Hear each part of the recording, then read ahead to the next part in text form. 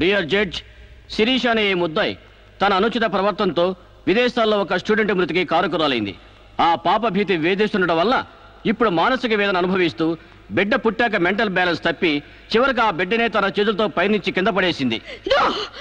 నా బిడ్డని చంపలేదు, నాకు మెంటల్ లేదు. I'm perfectly all right. వీళ్ళందరూ నన్ను ట్రాప్ చేసి మెంటల్ దానిలో ప్రూవ్ చేస్తున్నారు. నీ వాదన చెప్పుకోవడానికి కావాల్సినంత టైం ఇస్తాను. ముందు పీపీ గారిని మాట్లాడినవు. ప్రొసీడ్. ఈమెకి తన బిడ్డ మీద మమకారం లేదు కదా, ఆ బిడ్డ బ్రతుకుంటే తనకు అడ్డం వస్తుందని పైనుంచి కింద పడేసింది. ముందు అబార్షన్ పేరుతో చంపబోయింది. అది వీలు కాక బిడ్డ పుట్టగానే వదిలించుకుని దెయ్యమనే నాటకాలు ఆడుతుంది. వీటికి తగిన సాక్ష్యాలు doctor Sunitha and her staff. ఏం చెప్పాలనుకుంటున్నావో ఇప్పుడు చెప్పు. నా బిడ్డని నేను చంపలేదు. మరి ఎవరు చంపారు? కాంచన చంపింది. నా బిడ్డ నా కళ్ళ ముందే పైనుంచి కింద పడేసింది. నీ కళ్ళ ముందే చంపిందంటున్నావు, మరి నువ్వు చూస్తూ ఊరుకున్నావా? కన్న బిడ్డని చంపుతూ ఉంటే నీ కాపాడాలనిపించలేదా? కాంచన దెయ్యమై వచ్చింది. దెయ్యమా? దెయ్యం వచ్చి చంపడం ఏమిటి? ఇంకా ఏ యుగంలో ఉన్నావమ్మా నువ్వు? మదర్ ప్రామిస్ అండి. ఆ తర్వాత దెయ్యం డాక్టర్ అయి వచ్చింది. సైలెన్స్. కాంచన చనిపోయిందన్నావు, మళ్ళీ కాంచనే వచ్చి నీ బిడ్డను చంపిందంటున్నావు.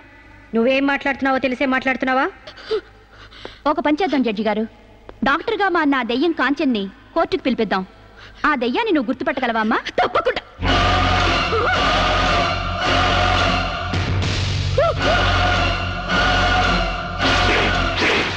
ఏంటమ్మా అలా చూస్తున్నా? జడ్జి గారు, ఈ దైవే నా బిడ్డను చంపింది. ఇప్పుడు లాయర్ అయి వచ్చింది. నో, లాయర్ గా రావటం ఏంటమ్మా? ఆ అమ్మాయి లాయరే. ఇది లాయర్ కాదు, ఇదే నా బిడ్డను చంపింది. చెప్పు చెప్పు, నా బిడ్డను ఎందుకు చంపావు? చెప్పు, నా బిడ్డను ఎందుకు చంపావు?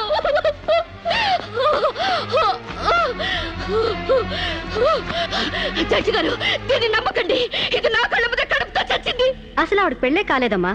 అయినా చనిపోయిన ఆవిడ మళ్ళీ ఎలా వస్తుంది? ఎలా నీ బిడ్డను చంపుతుంది? దెయ్యమై వచ్చి చంపిందండి. ఏమిటమ్మా నువ్వు అనేది? ఆ అమ్మాయి ఇదే కోర్టులో 5 ఏళ్ల నుంచి పనిచేస్తుంది.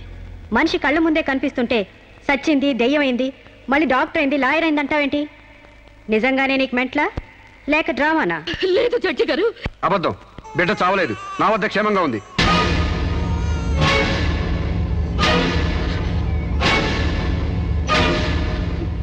శిరీష్ బిడ్డను చంపైపోతుందని తెలిసి ముందుగానే తీసుకెళ్లి క్షేమంగా నా దగ్గర ఉంచుకున్నానండి. శిరీషకు నువ్వేమవుతావు? ఆమె భర్తని. ఇతను నా భర్త కాడు. ఎవరిని భర్త? నాకు భర్త లేడు. చచ్చిపోయాడా? అసలు నాకు పెళ్ళే కాలేదండి. మరి నీకు బిడ్డ ఎలా పుట్టాడు? డేటింగ్ మూలంగా. వాట్? గాలికి ధూళికి పిల్లలు పుట్టడానికి నువ్వేమైనా కలిగ కుంతివా? అయినా ఈ అమ్మాయి ఏం మాట్లాడుతుందో నాకేం అర్థం కావట్లేదు. నాకు అర్థం కావట్లేదండి. తన మొగుడిని పట్టుకుని మొగుడిని కాదంటుందా? ఒకసారి ఈ పేపర్ చూడండి.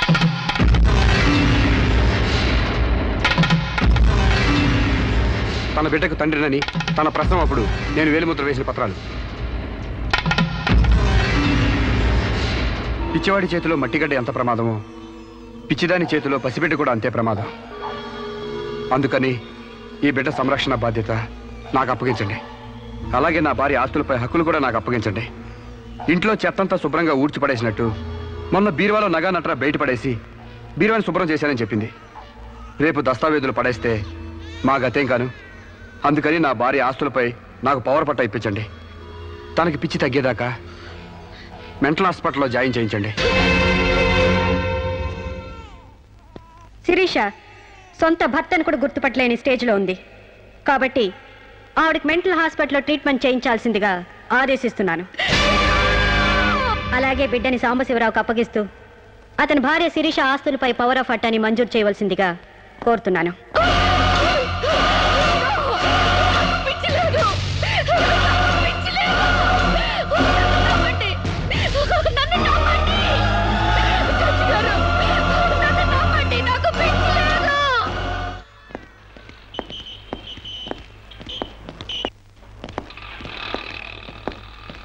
తల తిప్పుకోవడం కాదు, దించుకోవే. నీ బిడ్డను నీకు దూరం చేశాను. నీ ఆస్తి నాకు దగ్గర చేసుకున్నాను. నా తమ్ముడిలా నిన్ను పిచ్చిదాన్ని చేశాను. ఏయ్, అప్పుడే అయిపోయిందనుకోకు. ఈ బతుకంటే చావే సుఖం అనుకునే రోజు నీకోసం ఎదురు చూస్తుంది. నీకు తెలుసుగా, నేను పండించేది వరి, పుట్టింది ఈస్ట్ గోదావరి.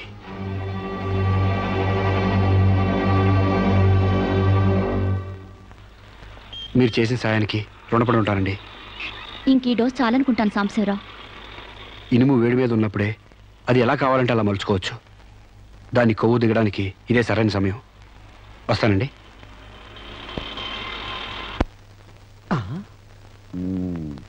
అంటే ఇదంతా అమ్మగారిని మార్చడానికి అయ్యగారు ఆడి నాటకం అన్నమాట. ఇంకేముంది, అమ్మగారు అయ్యగారికి ఇంగ్లీష్ పెళ్ళమైపోతారు, అయ్యగారేమో అమ్మగారికి ఈస్ట్ గోదావరి మొగుడైపోతారు. పెళ్లి ట్రిప్గా foreign.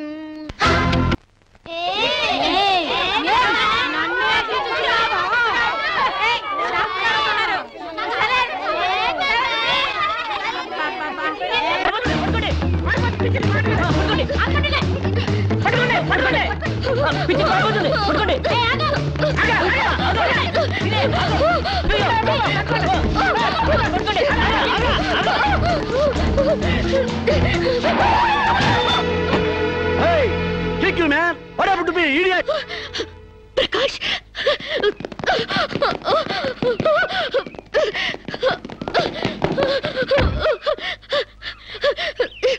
Aru Sirisha? Aru Sirisha? My God, what happened, yaar? Hair enti, white saree enti, get up enti, what happened, yaar? అవన్నీ తర్వాత చెప్తాను. ముందు నన్ను ఇక్కడి నుంచి తీసుకెళ్ళు ప్లీజ్. ఎక్కడికి తీసుకెళ్ళేది? మర్యాదగా వస్తావా లాక్కెళ్ళమంటావా? Hey, who are you, man? Sir, me mental hospital staff sir. ఈ పిచ్చిది పారిపోతుంటేను. What? నీకు మెంటలా? No, నాకు తెలియదు. వస్తావా? Wait, man. Sirisha?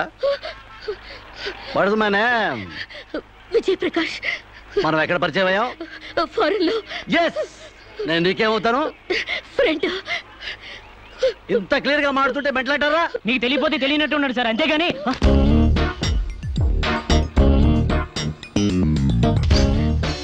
చెప్పు, శిరీషకి మెంటలా కాదా? కమాన్. శిరీష్కి ఎవరు లేరు రమ్మంటారా? ఆవిడకి క్యూలకి ఎప్పుడో పంపిస్తాడు.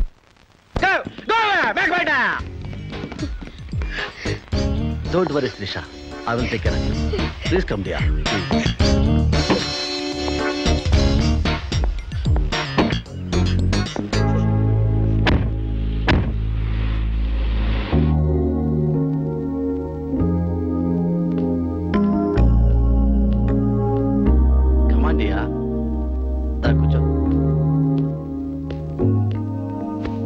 ఎలా ఉండేదానివి ఎలా అయిపోయావు? డయానా క్వీన్ లా ఉండేదానివి డయేరియా పేషెంట్ లా తయారయ్యావు. అఫ్ కోర్స్ మదర్ అయినా నీ గ్లామర్ తగ్గలేదనుకో. Come Siri, take this. No thanks. Okay, it's all right. బాగా అలసిపోయినట్టున్నావు. పద బెడ్రూమ్కి రెస్ట్ తీసుకుందాం. ప్రకాష్, వాట్ హ్యాపెండ్ యా? హెల్ప్ చేస్తానని తీసుకొచ్చి నువ్వు చేసే పని ఇదేనా? ఎవడో దారిని పోయే దానికి బిడ్డను కనిచ్చావు. నీ ఫ్రెండ్ని, క్లోజ్ ఫ్రెండ్ని ఆ మాత్రం బెడ్ పంచవలేవా? Please come, please please.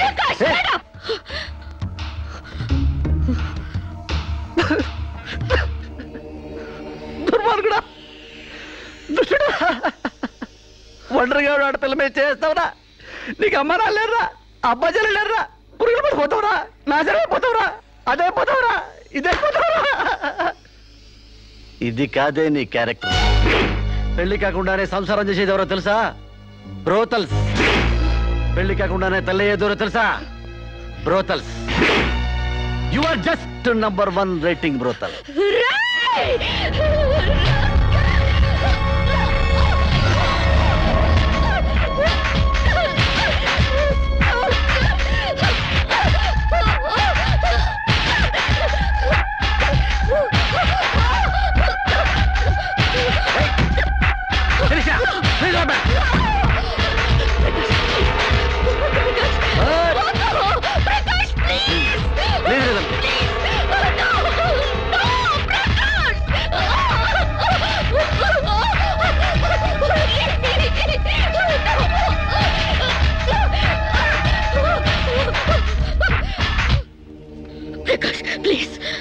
Sirisha, చాలా టెన్షన్ పెడుతున్నావు శిరీష. నువ్వు టెన్షన్ పడుతున్నావు శిరీష. శిరీష, నీ తెలియదు శిరీష, నాలో చాలా విషయం ఉంది Shirisha. I love you Shirisha. చాలా హ్యాపీగా ఉంటుంది యార్. I love you Shirisha. నా మాట శిరీష, చాలా బాగుంటుంది శిరీష.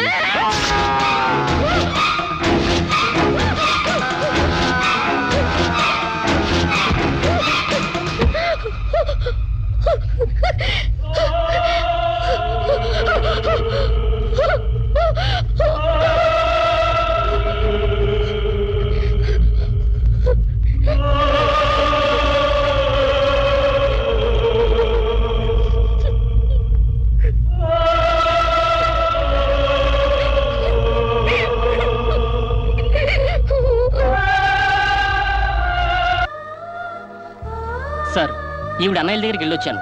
ఈవిడికి మాకు ఎలాంటి సంబంధం లేదని చెప్పారు సార్. దీనికోసం మనిషి అన్నవాడు ఎవడూ రాడు, కానీ కేసు రిజిస్టర్ చేసి కోర్టు తీసుకుపోదండి.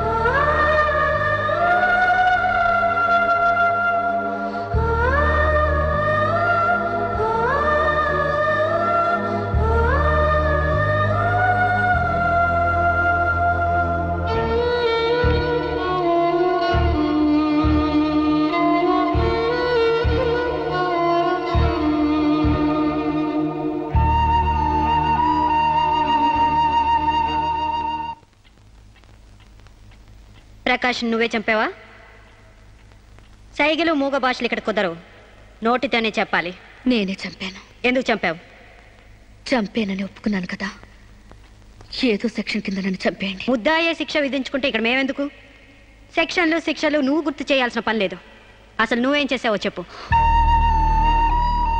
ఫారెన్లో నా ఫ్రెండ్ని చంపేశాను, ఇక్కడ ప్రకాశం చంపేశాను, భారతీయ సంస్కృతిని చంపేశాను, గౌరవ మర్యాదలను చంపేశాను, ఆఖరికి నా బిడ్డను కూడా చంపబోయాను. నన్ను చంపేయండి, నేను బ్రతకూడదు. బ్రతకడానికి నాకు అర్హత లేదు.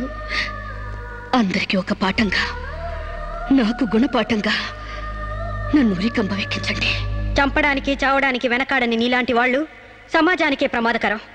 అన్నల్ని, వదిల్ని, ఫ్రెండ్స్ని, వర్కర్స్ని లెక్క చేయని నువ్వు చివరి కోర్టును కూడా పట్టించుకోవడం లేదు. నేరం ఒప్పుకుంటే శిక్ష తగ్గిస్తామనుకోవద్దు. సాక్ష్యాధారాల్ని, వాంగ్మూలాల్ని పరిశీలించి తగిన తీర్పు ఇవ్వడానికి కోర్టు 20వ తారీఖు వాయిదా వేస్తున్నాను.